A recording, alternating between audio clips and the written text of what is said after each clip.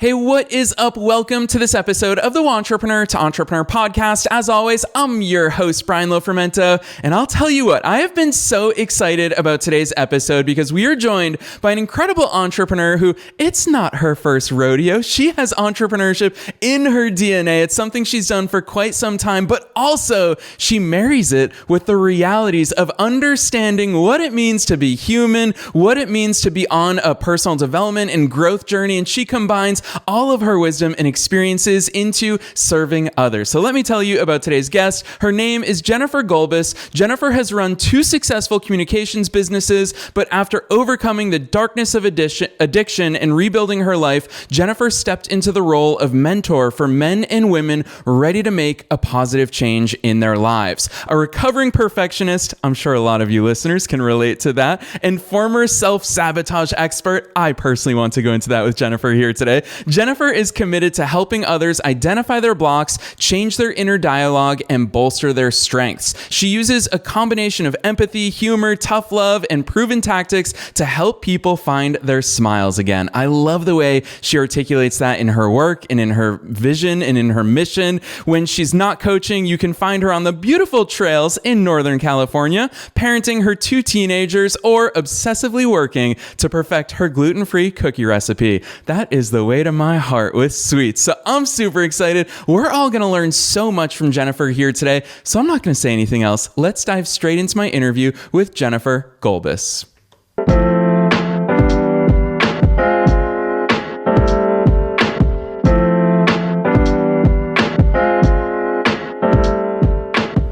All right, Jennifer, I am so excited that you're here with us. First things first, welcome to the show. Thank you. Super excited to be here, Brian. Heck yes, especially since you and I got to geek out a little bit about our love for Los Angeles. And speaking of cookies, have you ever been to Diddy Reese Cookies in Westwood? I forgot about Didi Reese, but yeah, that just brought me back. I can smell them now. Yes, me too. It's funny. Your bio took me there. We didn't talk about it off the air, but Jennifer, I think it's a perfect segue into you taking us beyond the bio. You've got an awesome entrepreneurial backstory. Who's Jennifer? How'd you start doing all these cool things? Well, thanks, Brian. Yeah, the backstory is I started in communications and a PR firm doing PR actually for wineries near where I live in Northern California, but quickly realized that I wanted to work for myself. So really early in my career, I started doing communications consultancy. I launched a PR agency with an amazing partner many, many years ago. And it's been a journey ever since. A couple of times I've tried going back into a more traditional workplace. And, once you get a taste of working for yourself and being an entrepreneur, let's just say it doesn't last long if I try to go back to the other side, if you will. It's something that I think we can all relate to because that's why I tease it at the top of today's episode. I argue that these traits, the way that your mind sees the world, Jennifer, it's hard for you to not be an entrepreneur. And so I'd love knowing that your background is an entrepreneurial professional career path up to this point. Walk us through your early businesses and then how they seemingly morphed together, which it makes sense in hindsight, but how one thing led to the other. I love that question. Thank you. Yeah. So like I said, I started in PR agencies, and a colleague of mine and I started a business together in San Francisco. It's called Jam PR. She's still running it. She's amazing. It's still there. And we took all of the knowledge that we had and we're like, we thought we could do it better and serve clients better and be really ethical at the same time. And so that's what Jam was about, just giving excellent service to our clients and having a lot of fun while we were doing it. So after that, I started consulting when we were talking off air about I have 2 twins who are now 18 and about to go off to college. When they came into my life, I needed to change my entrepreneurial path, let's say, a little bit. I couldn't run an agency at that time. So I started consulting, and I did that for many, many years. And that kind of brings me up till today. Like I mentioned a little bit, I have gone back when my kids were younger and just needed something a little bit simpler. I've tried going back into an office setting, but like I said, it lasts maybe a year or so, and then I come right back. So recently, I've made the switch to nonprofit work, and I've been working here in Marin County, where I live in Northern California, doing marketing communications for local nonprofits. And I have loved that switch because it's taking the skills that I developed in marketing and communications to serve my community. That's I've been doing for many, many years. But recently I have started a new business. Should I tell you about that also? Yes, please, because I'm so excited to dive deep into it. So all these years working in communications, I've loved it. And I always felt like there was just something a little bit missing. Like I was really good at what I did. My clients love me. I've never even had to market my services, a lot of word of mouth, which is amazing. And I just felt like I wasn't maybe on, I don't want to say the right path because I don't know if there is such a thing, but on the path that was really lighting me up anymore. What I really want to do is help people. So my new business is called Meet Me, and I've joined up with my best friend of 52 years, if you can believe that. I am dating myself a little. And she has a background as a therapist, and you mentioned in my bio, I am living a life in recovery from alcoholism. So clearly I've had a very big transformation in my own life. So what we've done is we've taken my tools and background and her tools and background as a trained therapist and combined them together into a coaching and wellness company that helps people with really practical, tactical ways of feeling better. Yes, gosh, I love that overview, Jennifer, for so many reasons. And I especially love the way that you articulate it because it really does show. The word that I'm going to use is complementary. I think that that's part of the key of being successful in life and business is complementing not only our experiences, not only our skill sets, but complementing. I just think I always get the quote wrong, but it's like the sum of its parts is greater than the whole, or however that phrase goes. I know that one. The whole is greater than the sum of its parts. Yes, exactly. And I think, yes, I think it's so cool because inherent in any entrepreneurial journey are the mindset things. We all face struggles along the way, whether it's imposter syndrome, whether it's comparison to I have others. That one big time. Yeah, exactly. And so that's why I love that you talk about teaming up with your best friend who brings that more clinical background to it, but you have experienced your own things in life in every single domain. So talk to us about that desire to serve others, because I think that's something that makes us as entrepreneurs different is you just didn't say, well, Jennifer, I want to solve this for myself. You said, I want to solve it for myself. I also want to be of service and help others. Talk to us about that transition. Yeah, that's such a good question. I've never had anyone ask it quite that way. And if I could back up just a second, because there was a decision point, right? I was at a point in my consultancy with nonprofits where I had to make a decision. It was time to I was at that point in my journey where I was working too hard, right? And I needed to either scale so I could hire a team or not. Or simplify. And it would have been really, I'm not going to say easy, it's never easy, but I had worked with a team before. I could have scaled and really built another agency around nonprofit communications. And I had to dig deep and I had to go, all right, are we going to do this? Because this new path is much harder and it's taking longer and it's not easy to make a shift at this point in my career. And I'm doing it anyway because that's what I was called to do. Yeah, I love that, especially those words at the end, called to do. It's something that we can't ignore, and I think it's such a powerful force. But let's talk about the other forces at play, because right away, you were so excited to talk about imposter syndrome, and I want to throw, for sure, because something I've personally experienced, self-sabotage into the equation. Jennifer, let's get real here on the air for listeners. Talk to us about all these different things that come along with the journey, because it would be easy. I'm going to throw this in here before we get into this part of the conversation. It would be very easy for someone to look at you from the outside in and go, well, Jennifer, you've started successful communications businesses. You've run a PR agency in San Francisco, which is a very difficult market and region to operate in. You've done all of these things. It must come easy. And of course it doesn't. So let's talk about some of those things. I'd love to kick it off with imposter syndrome, self-sabotage. Those are two things we all face that maybe we don't talk about often enough. Oh, you're getting into it, Brian. I love it. Imposter syndrome. Oh, man. So I have I stopped counting after 25 years of experience in communications, PR, marketing. I still get imposter syndrome in that business. Isn't that crazy? I've been serving clients for that many years, and still, I am now at the point where I can recognize it, and then I have some facts I can check. That's one of my favorite tools, is check the facts, because my brain tells me things that aren't necessarily true, and I have to check the facts.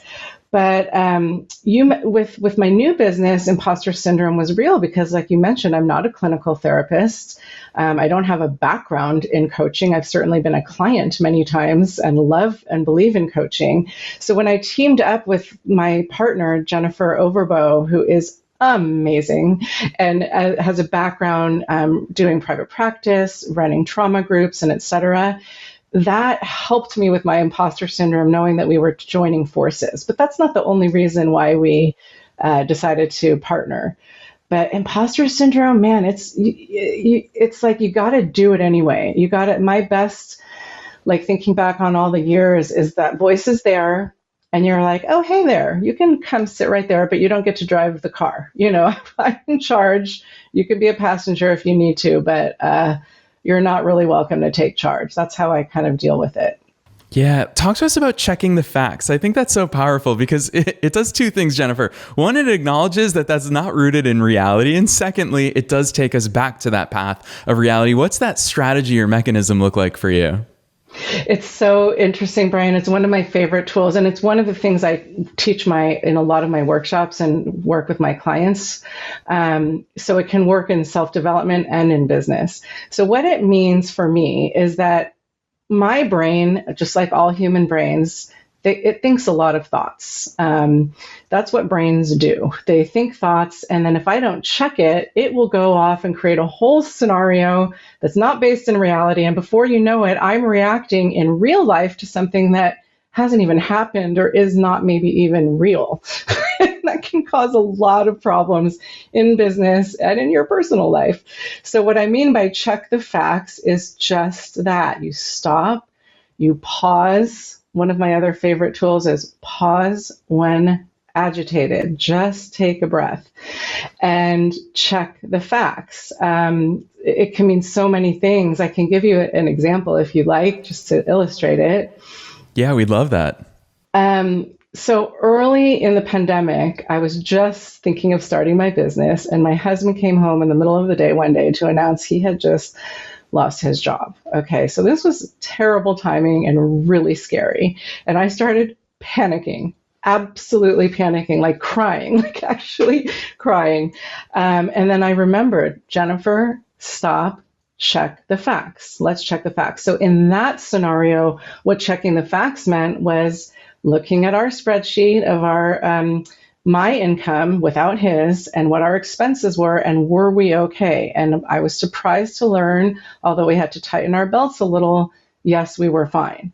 So my panic, which was going to take me down a pretty bad rabbit hole of hysterical thinking, when I checked the facts, I was able to breathe and then get back on the path.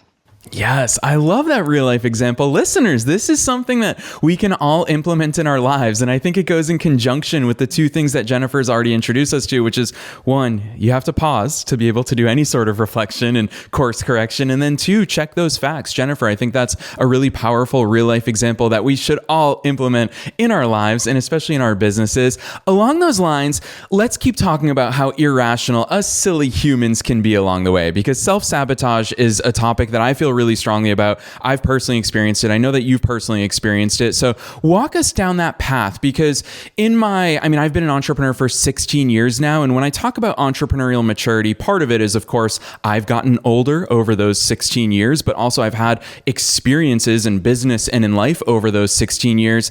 And looking backwards, I think it's really hard to identify in the moment what self-sabotage is, why the heck we're doing it. So walk us down that path as someone who not only has experienced it, but someone who I would imagine can identify it in so many of the people that you help and that you work with. Yeah, it's funny because I did put that in my bio. It's something that is an ongoing process, let's say, and it starts with self-awareness. Just similar to that pause we just talked about. You can't fix something unless you know it's happening. And with the obvious things, that's like, let's say if somebody has a goal that they want to lose 10 pounds, the obvious things is I'm eating ice cream every night. Okay, then maybe I should stop. Those are the obvious things. But the trick is to find the hidden habits. So I'm used to talking about this in my personal life, but I'll say in my business life as an entrepreneur, where I can start self-sabotaging is to get really in the weeds. When I get anxious, I just start doing a lot of tasks. So I'll start like working on a sales page, or I'll start writing a bunch of copy, or whatever the case might be, just to get something done and make myself feel productive, instead of coming back up to that bird's eye view where we need to be strategically and looking at what the next step in our business is. So that's something I've been constantly working on as an entrepreneur, is to, when I start feeling frantic and frenetic, getting all this stuff done, I have to pause again. It kind of all goes together, right? And stop self-sabotaging, because that's going to make me feel stressed, anxious, and I'm actually not going to get anywhere. Yeah, which I think is a perfect segue into so much of the work that you and Jen do with your company, Meet Me, because I love it right there. It's two words that are so key to every entrepreneur's journey, which is burnt out. A lot of us feel burnt out. And I think at the stem of that, at the root of that, is a topic that you just alluded to, which is we are really good at staying busy. A lot of business is us trying to achieve busyness, which is not always the path. So I'd love for you to shed some light here for us into what that looks like, because we're all inevitably going to feel burnout at different stages of our journeys, and it's certainly at different extremes. But what does burnout look like? What leads us there? And then most importantly, what's the path away from that? Well, gosh, it's hard to generalize, because it's going to be different for everybody. But I'll say, in my experience for myself and working with my clients, burnout happens when we stop taking care of ourselves, in a nutshell, right? It could look like so many different things. Like in business, it's that you're just go, go, go. You're not stopping and assessing, and either hiring a team to help, or readjusting your goals if you don't have the resources to hire a team right then, and just not having any boundaries around work. As an entrepreneur, that's something for me. I work from home a lot, and I have had to work on my boundaries between work and home life, because otherwise I'll just sit at my computer working into the evening. And in life, it's just not putting ourselves first. It's not having that self-care. It's such an overused term, but it's so important, because as adults, nobody's going to take care of us. We have to do it for ourselves. And when we start getting really busy with all of our different roles and responsibilities, we get burnt out. The population I work with a lot in Meet Me is women in midlife, like myself, who we have so many roles at this point in life. We have, many of us, if we're married with children, are still actively parenting. We have parents, if we're lucky to still have parents, they might be aging, they might be having health concerns. So we're taking care of aging parents while also actively parenting. And then, of course, working and all of our other responsibilities. So it can take a toll. It can be a very stressful time of life for women in particular. And we can tend to lose ourselves. And then once you start that downward spiral of kind of feeling lost, you forget who you are. And that's where Jen and I like to work with people. Yeah, Jennifer, it's awesome hearing you talk about this, because it really is a reality check of the so many different hats that you wear, that all of us wear in our own lives. And for me, getting this chance to interact with you today, I'm like, man, I get to talk to Jennifer, the business owner. I get to talk to Jennifer, the mom. I get to talk to Jennifer, the entrepreneur. I get to talk to so many different sides of you and the responsibilities that you have. And I'm going to call this out. And it's just so much of our conversation keeps coming back to pausing, is that too many people, when they're busy being a mom, when they're busy being a business owner, when they're busy, if they've got a career path and they're still an employee, if they're in the entrepreneurial phase or the side hustle phase, they're trying to do all those things. And I think it's incredible that your clients openly acknowledge of, hey, we are doing all these things, and we also need help, and we also need intentionality in our lives. Talk to us about those clients, whether they're men, women. It sounds like you have a really strong focus into. Talk to us about those clients, and what is that catalyst for them to say, look, I'm a busy parent. I've got a million things going on in my life. However, I can't avoid this stuff. What does that look like to take that on in a world where so many people just say, I don't have enough bandwidth. I have to focus on being a parent or a business owner or all these other labels. God, it's so good, Brian. Yeah, it can be really hard to make the decision to focus on ourselves. And especially in this culture, we have a tendency to feel like maybe that's being selfish. But when we work with clients, it's interesting. I mentioned these practical, tactical tools. And when Jen and I first created our first curriculum, which was a 6-week program for women in midlife who just kind of felt like they lost that sense of themselves, I always say it's like you feel like there's something wrong, but you can't quite put your finger on it. You're not quite yourself, but you're not sure really why or what. You have a tendency to go, oh, this is going to pass. It's fine, but you're not fine. And it doesn't have to be your normal, right? It doesn't have to be that way. And when we're in overwhelm, like we just talked about in that burnt out phase state of mind, it's really hard, if not impossible, to use that same overwhelmed brain to help yourself get out of that. You just need a hand. And that's where Jen and I come in. I mentioned practical, tactical, and that's because I've been frustrated either in therapy. I love therapy, but this is not what we do. We're more about having a specific goal and taking actions so that you can get kind of pretty immediate relief in your life and start feeling better again. And that's what Meet Me is all about. Yeah, I love that. I also love that term that you keep using, practical, tactical. I think that's such an important takeaway. And it's fun for me hearing about the people that you serve, because I can't help but think about all the different entrepreneurs that I've served along the years. And the one thing that I always hear, Jennifer, from people is they're just like, oh, my situation is different. You couldn't possibly understand my business or my industry. And hearing you talk about middle-aged women, it's something that I think it's such a powerful business strategy, is that when we serve either the current or previous version of ourselves, we have such a deep and powerful understanding of that customer avatar. So talk to me about that, because I would imagine that you face a similar objection from potential clients who work with you, is that, well, Jennifer, I've got a lot of stuff going on. There's no way you could possibly understand it. We trick ourselves into believing we are so very unique that no one else joins in these troubles and tribulations that we face. Talk to us about that. Oh my God, Brian, you just hit, when you said that, you brought me back to my early recovery days, believe it or not, because that is something that you hear a lot with people new in recovery, myself included, which went something like, you have no idea. If you knew what was going on in my life, you would drink too, and you can't possibly understand. And it turns out these things are somewhat universal. So bringing it back to the business, though, it's just so interesting. What we're talking about here it's like a framework that will help pretty much any human who is just feeling a little overwhelmed or like they're not living the best version of themselves. We're talking about mindset tools.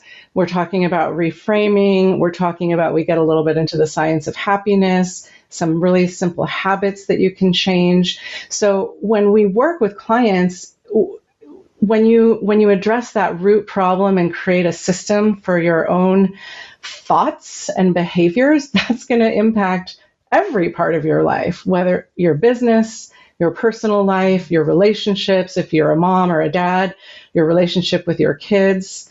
It's kind of hard to get away from. You can't just like make a business plan. I mean, you can make a business plan and execute on it, but you might feel miserable while doing it. We're trying to get underneath that and address the human side of it so that you can actually thrive. Yeah, Jennifer, you can't come on here and talk about the science of happiness and us not go deeper into that. I'd love to hear that. As someone who's gone deep into the work that you and Jen do with Meet Me, I think it's so fascinating because it really is that the counterweights, the counterbalances of being burnt out and unsatisfied with, of course, our goal of feeling fulfilled, excited, rewarded, happy at the end of the day. So talk to us about how you start going down that path, especially for people who probably haven't paused in years or decades and they don't have that opportunity. How do we begin to pursue happiness, not knowing what happiness may even feel like these days? Okay, well, my answer might not be super popular, but here it is. It's an inner job. So in our culture, we have a couple of things that keep us from being happy. It's this, Marcy Shimoff wrote a book called oh shoot, I'm not remembering it right now. Happy for No Reason, amazing book. And she talks about something called the myth of more. And in our culture, happiness, we think that happiness comes from things from the outside, whether that's the job, whether that's hitting a goal, if as entrepreneurs, a goal in our business, whether it's an income goal or a client goal, the house, the marriage, the vacations we take, the clothes we wear, the list goes on. The problem is, now I've studied something called positive intelligence, PQ, and the problem with that is that we adjust really quickly to the new whatever. So you remodel your kitchen. Now you're going to be happy, right? Well, you get used to it, and then you have the next thing that you want, and then the next thing, and then the next thing.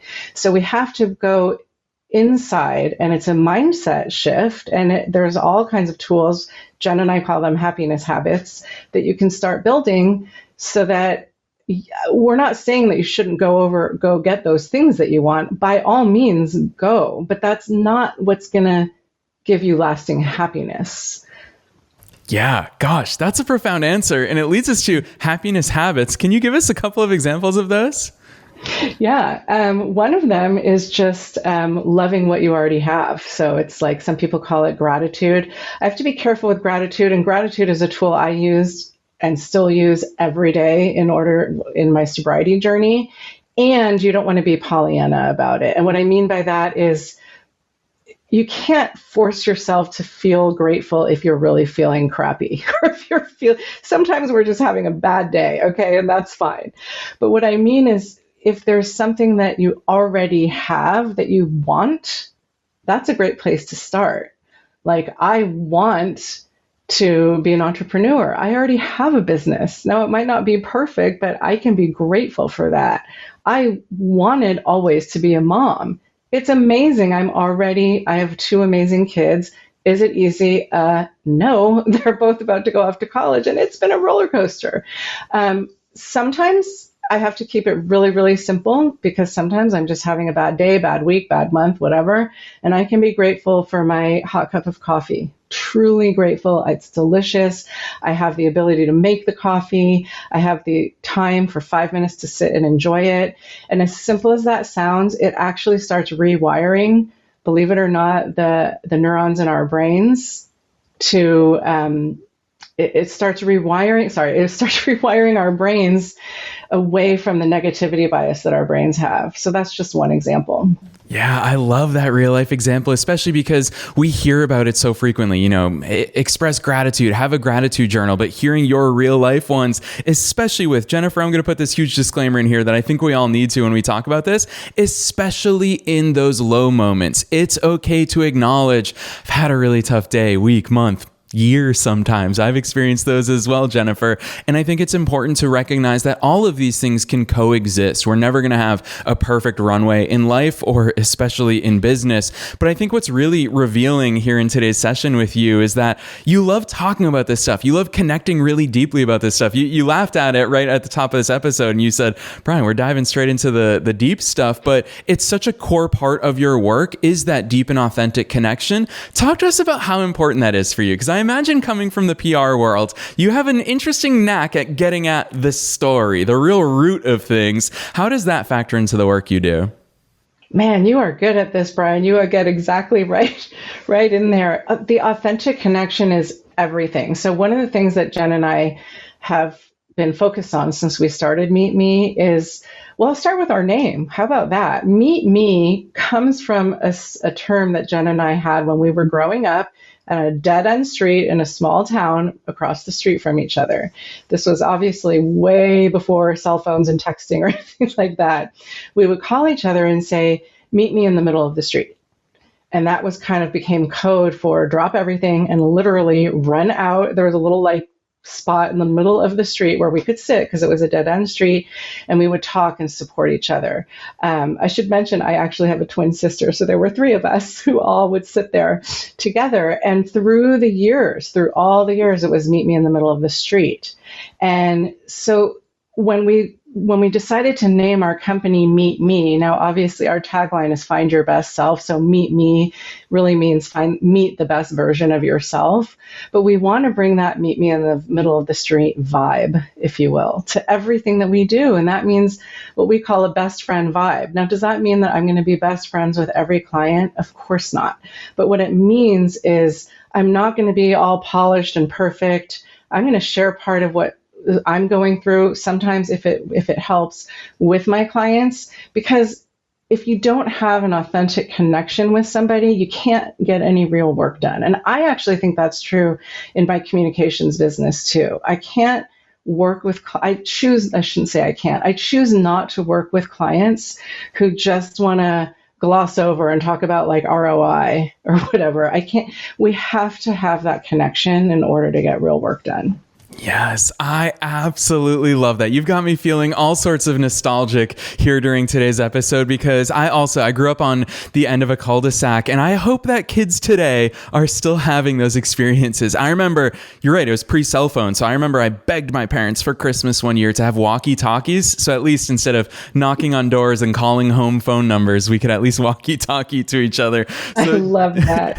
Yeah. And I love the fact that here we are, decades later, you and Jen are bringing that to life in your business, and it's serving others. That's absolutely incredible. I want to ask you this, because part of these conversations that's fun for me is not only talking to you as a subject matter expert, but also entrepreneur to entrepreneur, since you're one of us. And with your prior business experience in mind, what are some of those things? Because now you're talking about we're talking about authenticity and the personalized attention that your clients get, but I'm also thinking, well, personal branding is part of that, and customer onboarding. What are those elements or ingredients of all the work you've done up to this point that have really transitioned perfectly into what you and Jen are doing with Meet Me? Well, Brian, it's funny, if I'm going to be authentic, I'll say that's actually, believe it or not, been a challenge. And what I mean by that is we started with our business wanting to do an online course, and we really struggled with that brand identity and image, because we were trying to be like the 10 years from now version of us at the get-go. It's like a classic beginner's mistake, right? But even with all of my marketing background, I still made the mistake because I was so excited about marketing this. And so we started trying to go online and do like Instagram and Facebook. And what we ended up having to do, which was the right thing, was to pull way back and go back to person, just in our community, run workshops, talk to people, help one person at a time. And now we're about to launch actually a beta version of a new product that we have. But yeah, so that's been really interesting, as I was trying to market something when really what we're about is that what we just talked about, that authentic connection. And that's, in hindsight, I know now why it didn't work. But it's just, I was thinking about this morning, Brian, it's part of the entrepreneurial journey, right? You got to keep showing up and going, I have a vision for this business and it's going to work. And I have to just keep showing up, because we made a decision and we're in it. Yes, I so love that, because I think it's something that we hear from so many guests, and I hope every listener takes it on board, is that whatever we think that our business is going to look like, don't be married to it. Be married to the commitment, which you just shared with us. You and Jen are very committed to this working and serving others, but you are not committed or married to how that's going to take shape. And you're flexible in how you're going to be of service to others. And I so love and appreciate those real life insights. Listeners, here we are. Jennifer and I have been in this game for a long time, but it doesn't mean things are any easier for us or that we have any additional answers than anyone else does. You have to be experimenting and showing up and putting things into the world. So I love that perspective, Jennifer. I also knew we'd be running short on time here today, but I always love asking at the end of these episodes, what's that one takeaway for listeners who are sitting here thinking, holy cow, Jennifer, you talked about awareness, you talked about pausing, you talked about habits, you talked about all these other tools and practical, tactical things that you implement with your clients. What's the one takeaway that, knowing we've got wantrepreneurs and entrepreneurs listening to us all over the globe, what's that one thing you hope they walk away and take action on? I was thinking about this, Brian. I want to cheat and do two because I want to do one for entrepreneurs, this is my biggest lesson from the past 2 years. Done is better than perfect. Just get into action. It truly, truly, truly does not have to be perfect. Perfectionism is just my biggest enemy to progress. So just done is better than perfect is my new mantra. And for people out there, whether women and men, I just want to say the biggest takeaway is don't give up on yourself. If you're not feeling quite right and you're not really sure what's going on, reach out for help, whether it's a therapist, a coach, whatever, but this does not have to be your new normal. We talked about some habits and some tools today, but truly it doesn't have to be hard and it doesn't have to be your new normal. You got this. You can get back to the best version of yourself. Yes, I so love and appreciate that advice for all of our listeners worldwide. At this point, I'm super excited for listeners who want to go deeper into your work. And before you drop those links on us, listeners, I want to share with you that at Jennifer's website, it was a joy for me to go through the Meet Me website because you'll see Jennifer and Jen right there at the top of the website when you go onto there. But you're also going to see so much of their messaging that comes not only from their own experiences, but from the point of view of the people that they want to help, whether it's real life testimonials or just the acknowledgement of what we all face in life and in business. It's relevant to all of us. You're going to find that in such a really well personalized approach on the website. So Jennifer, that's my little tease, but you drop those links on us. Where should listeners go if they want to go deeper into Meet Me and all the great work that you and Jen are up to? Well, thank you for the high praise, Brian. That's so lovely to hear. Our website, meetmesolutions.com. We're also on Facebook and Instagram. It's Meet Me Find You. On Instagram, there's a little underscore, but you can also find our social links on our website. Yes, listeners, you already know the drill. We're making it as easy as possible for you to find all those links down below in the show notes, wherever it is that you're tuning in to today's episode. The main link is meetmesolutions.com, but scroll right on down because you don't have to remember that. You can click right through to her website, as well as all the socials that Jennifer just shared with us. Otherwise, Jennifer, on behalf of myself and all the listeners, thanks so much for coming on the show today. Thanks for having me. It's been a blast, Brian.